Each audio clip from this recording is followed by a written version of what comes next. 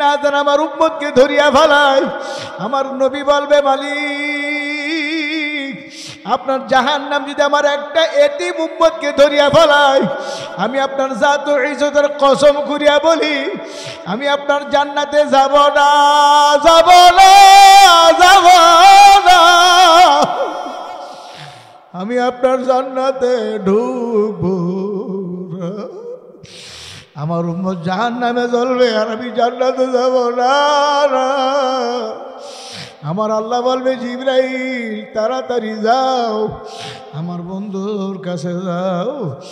আমার বন্ধুর কাছে যায় বলো আমার বন্ধু যেন না কাঁদে, আমার বন্ধুর চোখের পানি আমি মালিক সহ্য করতে পারি না। আমার বন্ধু তায়েফের ময়দানে কাঁদছে, আমার বন্ধু উহুদের ময়দানে কাঁদছে, আবার এখন আমার বন্ধু দুনিয়া থেকে আসি আমার দরবারে কাঁদবে। আমি কেমনে সহ্য করি? জিবরাইল আমার বন্ধুর যায় বলো আমার বন্ধুর মাথা মুবারক উঠাইয়া আমার বন্ধু যেন পানিটুকু জাহান্নামের কে ছিটাইয়া দেয়। কিয়ামতের ময়দান আল্লাহ ছিটাইয়া দেয়। আল্লাহর হাবিবের দরবারে জিবরাইল আলাইহিস সালাম আসিয়া বলবে ইয়া রাসূলুল্লাহ, ইয়া হাবিবাল্লাহ, আর কাঁদেন না, আপনার উম্মতের জন্য মাওলা হাদিয়া পাঠিয়ে দিছে। আল্লাহর হাবিব বলবে হে জিবরাইল কি হাদিয়া আনছো? হুজুর ধরেন পানি জাহান্নামের গায়ে ছিটাইয়া দেন। আল্লাহর হাবিব হাতে পানি নিয়ে জাহান্নামের গায়ে ছিটাই দেবে, কেট কেট করে জাহান্নাম পিছাইয়া যাবে। আল্লাহর হাবিব বলবে মাবুদ গো, এটা রহমতের কোন রহমতের পানি, কোন বরকতে পানি গো আল্লাহ? জাহান্নামের গায়ে 70,000 শিকল লাগায়া এক এক শিকলে 70,000 ফেরেশতারা ধরিয়া রাখতে পারে না। একটু পানি ছিটা দেওয়ার পরে জাহান্নাম পিছিয়ে গেল, এটা কোন রহমতি বরকতে পানি? আমার মাওলা বলবে বন্ধু কোন রহমতি বরকতে পানি না, এটা তোমার এতিম উম্মতের চোখের পানি।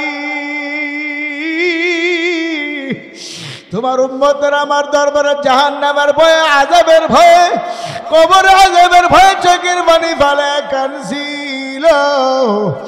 আমার কান্দিনা বন্দা বান্দির চোখের পানি আমার কুদরতি হাত দিয়া মুছিয়া মুছিয়া জমা করে রাখছি। দুনিয়ার বাড়ি ঘরে আগুন লাগলে যেমন পানি ছাড়া নিবানো যায় না, আমার আপনার গুনার কারণে যে জাহান্নামের আগুন জ্বলছে, চোখের পানি ছাড়া ঠান্ডা হবে না। ও আমার ভাইয়েরা বন্ধুরা, চোখের পানি এত প্রিয়, বন্দা বান্দির চোখের পানি দিয়ে আমার মাওলা জাহান্নামের আগুনকে নিবে দিবে। যেরকম সুবহানাল্লাহ, আল্লাহ। চোখের পানি ফালায় কান্দো, বিশেষ করে শেষ রাত্রে কান্দো। একটু তাহাজ্জুদের সময় উঠে আমার মালিকের পায়ে কুদরতে সেজদা করিয়া আমার মালিকের দরবারে কান্দো।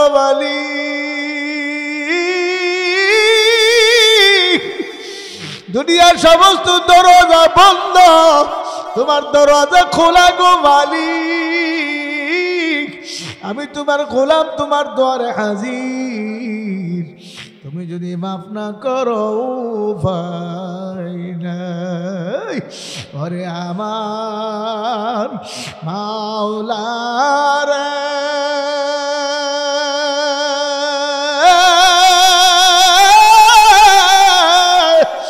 ওরে আমার মাবুদ রে, তুমি যদি মাফ না করো কি উপায় হবে রে? চরমন আল্লাহর কুতুব চরমনের জমিনে কাঁদতে কাঁদতে ঘুমায়া গেছে। উজানির কুতুব উজানির জমিনে ঘুমায়া রয়েছে। গঙ্গের কুতুব গঙ্গের জমিনে ঘুমায়া রয়েছে। কত কান্দন কান্দেন। আল্লাহ আল্লাহ আজান আমার আপনার আল্লাহু আকবার, চোখে পানি আসে না। আমার আপনার দিলটা পাথর হচ্ছে, বড় শক্ত হয়ে গেছে। আল্লাহ আল্লাহ, জীবনে তালাশ করিয়ে দেখেন আল্লাহর হাবিবের পেয়ারা সাহাবী হযরত ওমর ইবনুল খাত্তাব রাদিয়াল্লাহু তাআলা আনহু জাহান্নামের কথা যখন মনে পড়তো হাউমাউ হাউমাউ করে কান্নাকাটি করতো। এমন কান্দন তিনি কাঁদতেন, গাল বায়া বেজে চোখের পানি পড়তো, গালের উপরে পানির কালো দাগ পড়িয়া গেল।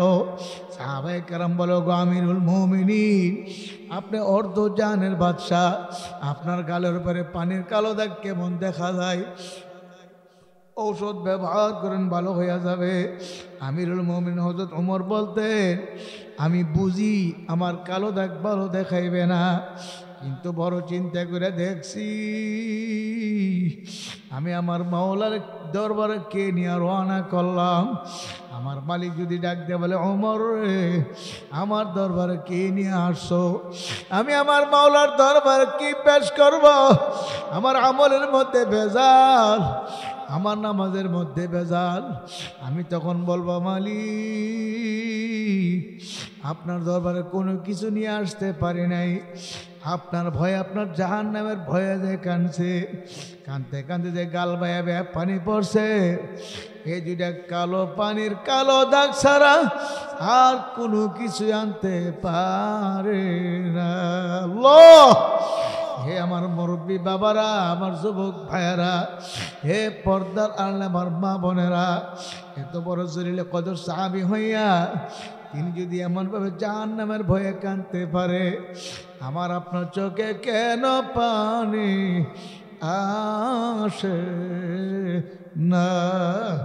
আল্লাহর হাবিবের একের পরে দুইটা মেজার কাছে বিবাহ দিল। হযরত ওসমান গনি রাদিয়াল্লাহু তাআলা আনহু, যাকে ওসমানের জিন্নুরাইন বলা হইতো, সে ওসমান গনি রাদিয়াল্লাহু তাআলা আনহু কাঁদতে কাঁদতে হাউমাউ করে কাঁদতেন, কান্নাকা তল্লু, যেন হালকা বৃষ্টির পানি দ্বারে বেয়ে বেয়ে পড়তে আছে। সাহাবায়ে কেরাম বলতো, গো আমিরুল মুমিনিন, আপনি এমনভাবে কেন কাঁদেন? তখন তিনি বলতেন, আমি কান্দি জাহান্নামের ভয়ে, আমি কান্দি কবর আযাবের ভয়ে। আখিরাতের প্রথম মঞ্জিল হলো কবর। আমি ওসমান যদি কবরের ঘরে ধরা পড়িয়া যাই, আমার হাতে জাহান্নামের শিকল লাগাইয়া টানিয়া টেনে জাহান্নামে ফেলাইয়া দিবে। ওই জাহান্নামের আগুন সহ্য করতে পারবো না। জাহান্নামের আগুন এমন কঠিন আগুন, কেমনে সহ্য করবার? এ মা বোনেরা, কেমনে সহ্য করব? একটু চিন্তা করে হিসাব মিলাই তারপর কবরে যায়। আল্লাহ, আজকে আমার আপনার ভয় নাই, আমার আপনার কবরের কোনো চিন্তা নাই। চরমনার মরহুম ইসাক রহমাতুল্লাহর ঘটনা শুনছি। সফর করে বাড়ি যায় ছেলে মেয়েদের কিনে কে দোস্তরে বসে খানা খাইতেন। একদিন আল্লাহর কুতুব গালেবান জোহরের পরে খানার জন্য বসছে, প্লেট নিয়ে রেডি, খানা আসতে দেরি হয়। হুজুর বলো, বাবা ফজল করিম, তোমরা ভাইয়ারা বোনেরা বসো, দেখি তোমার মা দেরি করতে আছে কেন? হুজুর হাঁটতে হাঁটতে পাক করে দরজার সামনে যায়া দেখে হুজুরের বিবি চুলার আগুনের দিকে ছায়া ছায়া কান্দে আর চোখের পানি ছাড়ে। হুজুর বলল, বিবি আপনি কান্দেন কেন? লাকড়ি চুলায় পাক করতে কষ্ট, এই জন্য কান্দেন নাকি? হুজুরের বিবি বলছিল, হুজুর আমি এই জন্য কান্দি না, আমি কান্দে এই আগুনের দিকে তাকে চিন্তা করতে আছি, দুনিয়ার আগুনের চেয়ে বড় কোটি কোটি বেশি তেজের জাহান্নামের আগুন। এই জাহান্নামের তুলনায় দুনিয়ার আগুন একেবারে নগণ্য আগুন, একেবারে নগণ্য আগুনের ভিতরে একটা বড় লাকড়ি ঢুকেছি, বরাক বাঁশের ঘোড়া। আপনি তাকে দেখেন, লাকড়ি এক মাথা দিয়ে আগুন ধরছে, আর এক মাথা দিয়ে ফুসফুস করে ধোঁয়া আসতেছে। এত শক্ত লাকড়িকে এমন ভাবে জ্বালায়া ফালাইল। আমি যে কবরে রওনা করলাম, আখর আমার মাওলা যদি বেজার হইয়া আমার কবরে জাহান্নামের আগুন ভরিয়ে দেয়, আমি কেমনে জাহান্নামের আগুন সহ্য করব? হুজুর জাহান্নামের ভয়ে আমি কান্দে। এমনি আল্লাহর কত বিবির গলা ধরে কান্দে, বিবি ও স্বামীর গলা ধরে কান্দে আর বলে, ওরে আমার মাওলা রে, ওরে আমার মাশুক রে, তুমি যদি মাফ না করো এ আগুন কেমনে সহ্য করব রে। এ বাবারা, যাদের জীবনে নামাজ কাজা নাই, যাদের জীবনে কোনো বেপরদা রেকর্ড নাই, তারা যদি আমার মাওলার ভয়ে, জাহান নামের ভয়ে এমন করে কাঁদতে পারে গো, আমার আপনার চোখে কেন পানি আসে না? এ বাজানারা, বুঝো, আমার মাওলার দরবারে ফিরে আসো। আল্লাহ আল্লাহ, আমার মাওলা বড় দয়ার মাওলা, বড় মায়ার মাওলা। আমার মাওলা বান্দা বান্দির দিকে চাইয়া রয়েছে। বান্দা বান্দি যখন আমার আল্লাহকে আল্লাহ কইয়া ডাক দেন, আল্লাহ আল্লাহ আল্লাহ, আমার আল্লাহকে আল্লাহ কইয়া ডাক দে, আমার মালিককে রব বলে স্বীকার করে, আমার মালিক তার প্রতি তো দয়া হয়ে যায়। আমার মালিক তো বলতে আছে, ইন্নাল্লাযীনা ক্বালু রাব্বুনাল্লাহ, যারা বলবে আমার রব হলো আল্লাহ। রবকে আরো জোরে বলেন, আরো জোরে বলেন, কে? আল্লাহ। সুম্মা ইসতাকামু, তারপর অটল অবিচল থাকতে পারবে। যতই বাধা, যতই হলিয়া, যতই হামলা মামলা, জেল জুলুম আসক, রব আমার আল্লাহ। জুরগন কে? রব আমার আল্লাহ। আবু হানিফা রাহমাতুল্লাহ আলাইহি জেলের ভিতরে মারা গেল। হুসেন আহমদ মদিনী রাহমাতুল্লাহ আলাইহি জেল খাটলো রে ব্রিটিশের আন্দোলনে। আল্লাহু আকবার, আল্লাহ। ব্রিটিশেরা ধরি এমন ভাবে পিটাইল, তবে আমার মালিককে ভুলে না, রব ভুলে নাই। কথা ঠিক না? ঠিক। দুনিয়ার কারো কাছে বিক্রি হয় না। আমার আল্লাহ বলে, যারা রব আল্লাহ স্বীকার করার পরে ইস্তেকামত থাকতে পারবে, আমি আল্লাহ তার জন্য সুসংবাদ দেই।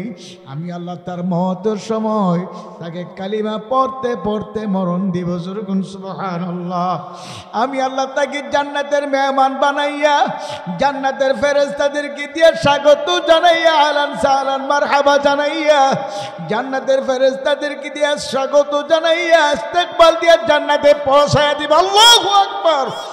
আমার মালিক বলে, তাতানাজ্জালু আলাইহিমুল মালাইকা আল্লা তাখাফু ওয়া লা তাহজানু ওয়া আবশিরু বিল জান্নাহ। আমার মাওলা ভাই ফেরেশতা পাঠিয়ে দিবে। ফেরেশতারা সে বলবে, তোমার কোনো ভয় নেই, তোমার কোনো চিন্তা নাই। তুমি যে মাওলার জান্নাত কামাই করছো, এই যে দেখো জান্নাত দেখা যায়। ফেরাউন ডাক দিয়ে বলে, আসিয়া আনা রব্বুকুমুল আ'লা। জোরে কর নাউযুবিল্লাহ। আসিয়া বলে, না না, আমানতু বিরব্বি মূসা ওয়া হারুন, আমি মূসা এবং হারুনের রবকে রব মানিয়ে নিছি, তোমাকে রব মানতে পারবো না। তুমি আমার স্বামী, রব আমার আল্লাহ। ফেরাউন ডাক দিয়ে বলে, আসিয়া তুমি ভালো করে বুঝো, তুমি যদি আমাকে রব না মানো, আমার দেশের প্রজারা তো আমাকে রব মানবে না। কাজে আসিয়া তুমি আমাকে রব মানিয়া নাও, তুমি আমার বিরোধিতা করিও না। হযরত আসিয়া বলে, না না না, আমি তোমাকে রব মানতে পারবো না, রব আমার আল্লাহ। রবকে আল্লাহ ডাক দেন, আল্লাহ আল্লাহ আল্লাহ আল্লাহ আল্লাহ।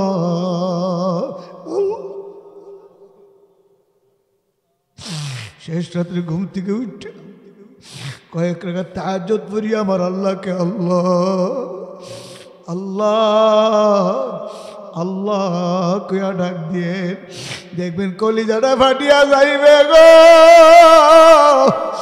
চোখের পানি না আসিয়া পারবে না।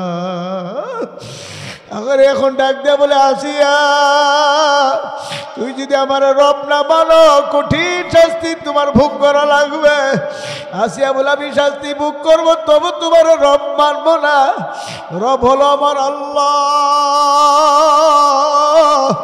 এবার ফেরাউন লোহা গরম করে আনলো, বলে আসিয়া লোহা তোমার সরঙ্গায় লাগাইয়া দিব, এখনো সমাজে ফেরো।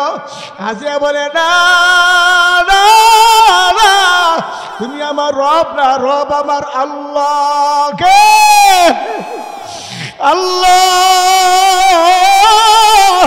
এ পর্দার মা বলে না, ফেরাউনের বিবি আসি আমার মালিককে ভুলে না। ডান হাতে প্যারাক মেরে আটকাইয়া দিল, বাম হাতে প্যারাক মেরে আটকাইয়া দিল, ডান পায়ে প্যারাক মেরে আটকাইয়া দিল, বাম পায়ে প্যারাক মেরে আটকাইয়া দিল।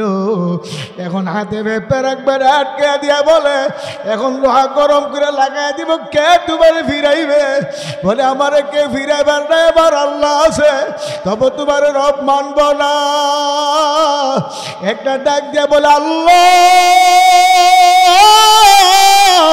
আমি দুনিয়ার থেকে বিদায় হয়ে যাব, আমার কোনো দুঃখ নাই। ও কাবাগরের মালিক, তোমার আরশে আজিমের কিনারে আমার জন্য একটা ঘর বানায় দাও, এই ঘর থেকে যেন আমি তোমাকে মন ভইরা দেখতে পারি। যেরকম সুবহানাল্লাহ। আমার মাওলা ফেরেশতাদেরকে বলে ফেরেশতারা যা, আমার আশিক আমার পাগল নি আসিয়ার কাছে যারে, আমি যে ঘর বানাইছি জান্নাতের ভিতরে, আমার জান্নাত নিয়ে যাও। যেরকম সুবহানাল্লাহ। ডাকদা বলে আসিয়া তোমার কোনো ভয় নেই, তোমার কোনো চিন্তা নাই, আমরা তোমার পাশে আছি, কোনো চিন্তা নাই, কোনো ভয় নাই। যে তাকায় দেখো তোমার জন্য ঘর বানাইছে।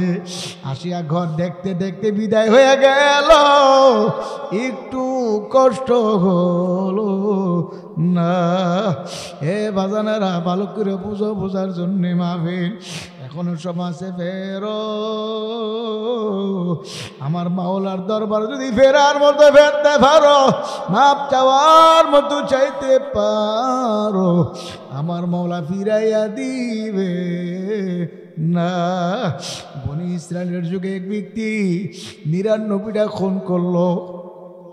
৯৯ খুন করার পরে অনুতপ্ত হইল, আমি তো বড় অপরাধ করিয়া ফেলাইছি। একজনের কাছে গিয়া বলল, হুজুর আমি ৯৯টা খুন করছি, আমার উপায় কি, আমাকে কি মাফ করবেনি? হুজুর বলে না না, জাহান্নাম তোমার জন্য নিশ্চয়ই অবধারিত, জাহান্নামে তোমার যাইতে হবে। এত বড় খনি আবার কেমনে মাপ পায়? সঙ্গে সঙ্গে ওই হুজুরকে মারিয়া ফালাইল, ১০০ খুন পূর্ণ করলো। করার পরে বলতে আছে, এখন আমি কোথায় যাব, আমার জীবন শেষ করিয়া দিছি। চিন্তা করে আর কান্দে, গুনগুন করে কান্দে। যারে সাক্ষাৎ পাই বলে আমার উপায় কি? লোকেরা বলে যাও যাও যাও, ওই এলাকায় একজন হক্কানি আলেম আছে, একজন বুজুর্গ লোক আছে, তার কাছে গিয়ে তওবা করো। ওই এলাকায় আলেমের কাছে যায় তওবা করলো। আলেম বলো তুমি তো নামাজ কালাম জানো না, দোয়া কালাম জানো না? বলে না, আমি কিছুই জানি না। যাও যাও যাও, ওই গ্রামে একজন আলেম আছে, তার কাছে গিয়ে দোয়া কালাম শিখতে যাও। ওই আলেমের বাড়ি যাইতে আছে, যাওয়ার পথে সে মারা গেছে।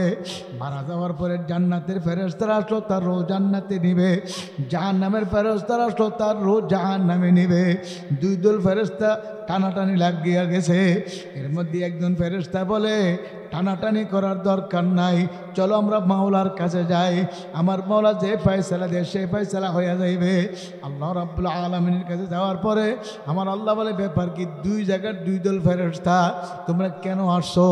জান্নাতের ফেরেশতারা বলে, মালিক সে তওবা করছে, ওই আলেমের বাড়ি কোরআন সুন্নাহর নিয়ম অনুযায়ী নামাজ কালাম দোয়া কালাম শিকার জন্যে, আল্লাহ দোয়া কালাম শিকার জন্য যাইতে আসছিল।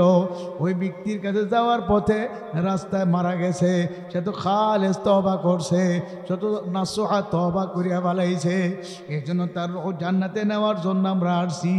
আর জাহান্নামের ফেরেশতা বলে, মালিক সে তো এখনো পর্যন্ত আলিমের বাড়ি যাইতে পারে নাই, সে এখনো দোয়া কালাম শেখে নাই, কিছুই জানে না, নামাজ জানে না, কিছুই করতে জানে না, কাজে তার রূহ আমরা জাহান্নামে নিয়ে যাইব।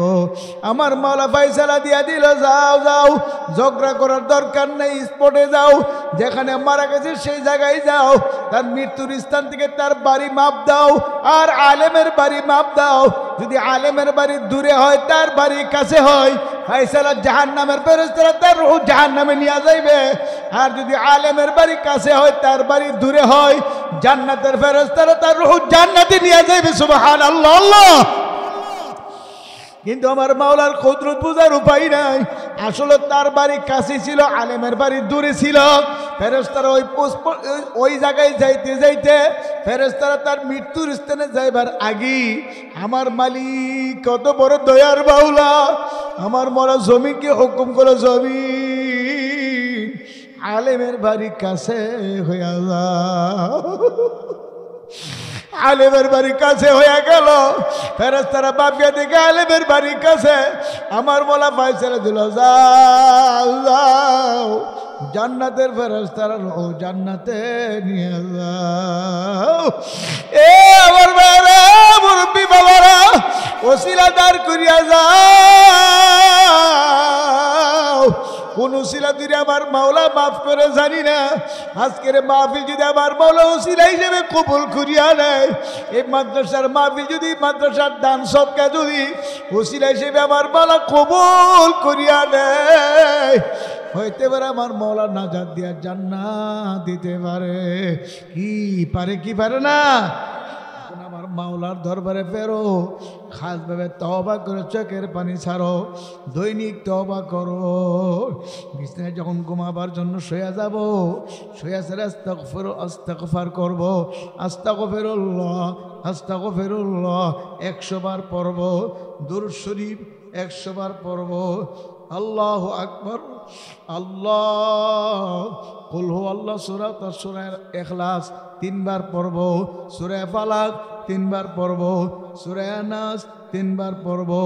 তারপর জিকির করতে থাকবো, লা ইলাহা ইল্লাল্লাহ, লা ইলাহা ইল্লাল্লাহ, লা ইলাহা ইল্লাল্লাহ, লা ইলাহা ইল্লাল্লাহ, লা ইলাহা ইল্লাল্লাহ, লা ইলাহা ইল্লাল্লাহ, লা ইলাহা ইল্লাল্লাহ, লা ইলাহা ইল্লাল্লাহ, লা ইলাহা ইল্লাল্লাহ, লা ইলাহা ইল্লাল্লাহ, লা ইলাহা ইল্লাল্লাহ, লা ইলাহা ইল্লাল্লাহ মুহাম্মাদুর রাসূলুল্লাহ।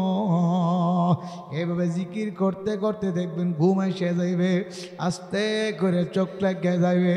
আমার মালিক বলবে, ফেরেশতারা রে, সারা রাত্র আমার বান্দার আমল নামায় জিকিরের সওয়াব লিখতে থাকো।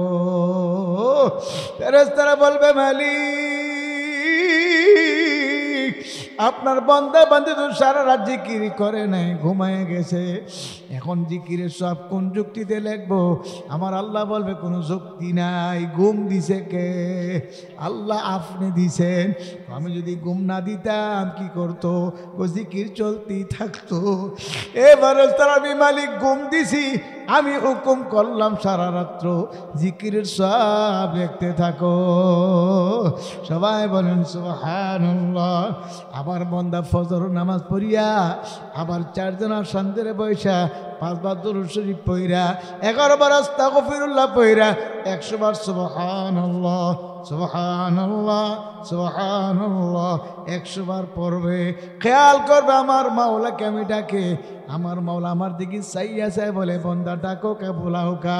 আল্লাহর হাবিব বলেন, আমল নামার মধ্যে 100 গোলাম আজাদ করার সব জমা হয়ে যাইবে। 100 বার আলহামদুলিল্লাহ আলহামদুলিল্লাহ। আল্লাহর হাবিবের উম্মত 100 যুদ্ধের ঘোড়া, ট্রেনিং প্রাপ্ত ঘোড়া, 100 ঘোড়া সৎকা করলে যে সওয়াব হয়েছে ও যুদ্ধের সময়, ওই 100 ঘোড়া সৎকা করে যতলা সওয়াব পাইছে তুমি সমান সওয়াব পাইয়া যাইবা। 100 বার আল্লাহু আকবার পড়বা, তোমার আমল নামে 100 উট কুরবানি করার সব জমা হইয়া যাইবে। 200 বার লা ইলাহা ইল্লাল্লাহ পড়িয়া পুরা কালিমা পড়িয়া আবার 5 বার দুরূদ শরীফ পড়িয়া দোয়া মোনাজাত করতে করতে দেখবেন সূর্য উঠিয়া পরিষ্কার হয়ে গেছে। 2 রাকাত বা 4 রাকাত 10 রাকাত নামাজ পড়িয়া যার যার কাজে চলিয়া যাইবেন। আমার নবী বলে, উম্মত তোমার আমল নামে একটা কবুল হজ আর একটা কবুল উমরার সওয়াব জমা হইয়া যাইবে। কিয়ামতের ময়দানে ডান হাতে আমল নামা পাইবা। আমল নামা পাই তুমি দেখবা তোমার আমল নামায় হাজার হাজার গোলাম আজাদ করার সওয়াব, হাজার হাজার লক্ষ লক্ষ যুদ্ধের ঘোড়া সৎকা করার সওয়াব, হাজার হাজার লক্ষ লক্ষ উট কুরবানি করার সওয়াব, হাজার হাজার হজের সওয়াব, উমরার সওয়াব। ডাকতে বলবেন, আল্লাহ আমি তো ঠেলাওয়ালা ভ্যানওয়ালা কুলি মজদুর তাঁতি ঋষি, আমি তো একটা কৃষক ছিলাম, দিন আনিয়া দিন খাইছি, 200 টাকা রুজি করতে আমার কষ্ট হয়েছে, ছেলে মেয়ে জীবন চালাতে বড় কষ্ট। আমি হজ করি নাই, উমরা করি নাই, আমি উট কুরবানি দিব দূরের কথা জীবনে দেখি নাই। মালিক আমার আমল নামে এত সব কিভাবে আসলো? আমার মালিক বলবে, বান্দারা প্রত্যেকদিন ফজরের পরে আর মাগরিবের পরে 100 বার করে সুবহানাল্লাহ পড়ছিলানি? বলে হ্যাঁ মালিক। চরমনায় হুজুরের হাতে মরিদ হয়েছি 30 বছর, কেউ বলবে 20 বছর, কেউ বলবে 32 বছর, আল্লাহ কেউ বলবে নানপুরের হুজুরের কাছে, কেউ বলবে শর্ষিনাগ হুজুরের কাছে, কেউ বলবে বরনার হুজুরের কাছে আমি মরিদ হয়েছিলাম। আল্লাহ হুজুর আমার ওজিবাগুলো দিছিল, আমি নিয়ম অনুযায়ী আদায় করছি। আমার আল্লাহ বলবে, ওই ওজিবা আদায় করার কারণে আমি তোমার আমল নামায় সওয়াবগুলো দিছি। যেরকম সুবহানাল্লাহ। হে বাবারা, কিয়ামতের ময়দানে আমার মওলা বলবে, আয় আয় আমার রহমতের কোলে আয়, আমার জান্নাতে ঢুকিয়া যা। জান্নাতে ঢোকার পরে আমার মালিক বলবে, বান্দা বান্দি আমি যে তোমাদের সঙ্গে জান্নাতের ওয়াদা করছিলাম সব পাইছুনি? বান্দা বান্দি বলবে, মাওলা সব পাইছি, যা চাই নাই তাও পাইছি। একদল আশেক পাগল সালেক দরবেশ আল্লাহ আল্লাহ জিকিরকারী আশেক বলবে, মালিক সব কিছু পাইছি, একটা এখনো পাই নাই। বলে, এটা আবার কোনটারে? আল্লাহ আপনি না বলছিলেন আপনি আমাদেরকে দেখা দিবেন, আপনি আমাদেরকে দিদার দিবেন। আল্লাহ এখন মাত্র আপনার দিদার বাকি আছে, আপনাকে দেখা বাকি আছে। সুবহানাল্লাহ। আমার আল্লাহ বলবে, আয় আয় আমার একটা কামরা আছে দারুস সালাম, আমার কামরার মধ্যে আয়, আমি দেখা দিব। আমার আল্লাহ দেখা দিবে। যেরকম সুবহানাল্লাহ। সাতারাউনা রাব্বাকুম কামা তারাউনাল কমরা ফি লাইলাতিল বদরে, এমন ভাবে আমার মাওলাকে দেখতে পারবো পূর্ণিমার চাঁদ উঠলে যেমন তাম পৃথিবীর মানুষ দেখতে পারে, ভিড়াভিড়ি ধাক্কা ধাক্কি হয় না, এমন ভাবে মালিকের বান্দা বান্দি দেখবে। আমার আল্লাহ বলবে, ফেরেশতারা আমার আর বান্দাদের মধ্যে মাঝখানে 70,000 নূরের পর্দা উঠাইয়া দাও, আমার বান্দাদেরকে আমি দেখা দিব। যেরকম সুবহানাল্লাহ। হে আমার ভাইয়েরা, আল্লাহর হাবিব যখন দুনিয়াতে আসলেন, আল্লাহর হাবিব আসার পরে আমার আল্লাহ মা আমনার কোল থেকে আল্লাহর হাবিবকে ভ্রমণ করতে নিয়ে গেলেন। যেরকম সুবহানাল্লাহ। আল্লাহ মা আমনা কান্দে কান্দে। আমার আল্লাহ বলে, আমেনা তুমি কান্দো কেন? বলে, কান্দি আজকে যদি আব্দুল্লাহ বাবা থাকতো তাহলে আমার সন্তানকে নিয়ে কত জায়গায় ঘুরতে যাইতো। আজকে তো বাবা নাই, আমার ছেলে এতিম, কে যাইবে? আমার আল্লাহ বলবে, যাওয়ার জন্য চিন্তা করো না, কান্দো না। আমার আল্লাহ তার বন্ধুকে আল্লাহু আকবার তাম পৃথিবী ভ্রমণ করাইছে, সিদরাতুল মুনতাহা আরশে আজিম নিয়া আমার মাওলার কাছে বসাইয়া মাওলা কথা বলছে। যেরকম সুবহানাল্লাহ। হে আমার ভাইয়েরা বন্ধুরা, সেই নবীজি সাল্লাল্লাহু আলাইহি ওয়াসাল্লামের তরিকায় দুনিয়ার জিন্দেগির মধ্যে শান্তি, কথা ঠিক নেই? এজন্য আমি দেখতে চাই আল্লাহর হাবিবের তরিকা সুন্নত অনুযায়ী নিজের জীবন কাটা কাটা গঠন করতে রাজি। নারে তাকবীর। আল্লাহ আমাদেরকে কবুল করুন, আমিন। কিন্তু এমনি হবে না, এমনি হবে না। এই জন্য আমার আল্লাহ পরামর্শ দিচ্ছে, ওয়াকুনু মা'আস সাদিকিন, তোমরা আমার সাদিকিন বন্দাদের সঙ্গী হয়ে যাও। তাহলে তোমাদের মধ্যে আমার নবীর সুন্নতের উপর আমল করা সহজ হয়ে যাবে। এই জন্য ভাইয়েরা আমি দাওয়াত দিয়া যাই, আগামী মাসের 19, 20, 21 ঐতিহাসিক চরমনের ফাল্গুনের মাহফিল। ওই মাহফিলে যাইবেন, হাজার হাজার লক্ষ লক্ষ আল্লাহওয়ালাদের ওই মিলন মেলা চরমনের ময়দান, লক্ষ লক্ষ মানুষ। যেমন দারুল উলুম দেওবন্দ থেকে বৎসর সালমান মনসুরপুরি দামাত বরকাতুহু ইনশাআল্লাহ আসবেন, আশা হুজুর দাওয়াত কবুল করছেন। আরও অন্য অন্য বুজুর্গানে দিন সারা বাংলাদেশের বিভিন্ন জেলা থেকে বড় বড় হযরত উলামায়ে কেরাম, রুহানি ডাক্তারগণ চরমনে যাবেন, চিকিৎসা দিবেন। আল্লাহু আকবার। যারা কলেবের রোগী, রুহানি রোগী, আপনাদেরকে দাওয়াত দেওয়া যায়, এই হাসপাতালে গিয়ে 3 দিনের জন্য ভর্তি হন। আল্লাহর ফজলে এই চরমনের আধ্যাত্মিক হাসপাতালে যারা যায়, আল্লাহর ফজলে 100 রোগীর মধ্যে 90-95 জন রোগী সুস্থ হয়ে বাড়ি ফিরে। কথা ঠিক না ঠিক? এটা চরমনার ময়দান সাধারণ কোনো ময়দান নয়, এটা আধ্যাত্মিক রোগীদের হাসপাতাল। কথা ঠিক না? এই হাসপাতালের প্রধান প্রতিষ্ঠাতা ডাক্তার ছিলেন হযরত মাওলানা আহসানুল্লাহ, আমাদের দাদা হুজুর রহমতুল্লাহ শ্বশুর যান। তারপরে আমাদের দাদা হুজুর এই হাসপাতালের হাল ধরলেন। হাসপাতালের দাদা হুজুর ইন্তেকালের পরে সৈয়দ ফজলুল করিম রহমতুল্লাহ আলাইহি হাল ধরলেন, তিনি চলে গেলেন। বর্তমান 2 শায়েখ সহ হক্কানি রব্বানি উলামায়ে কেরাম এই হাসপাতালের চিকিৎসক হিসেবে আছেন।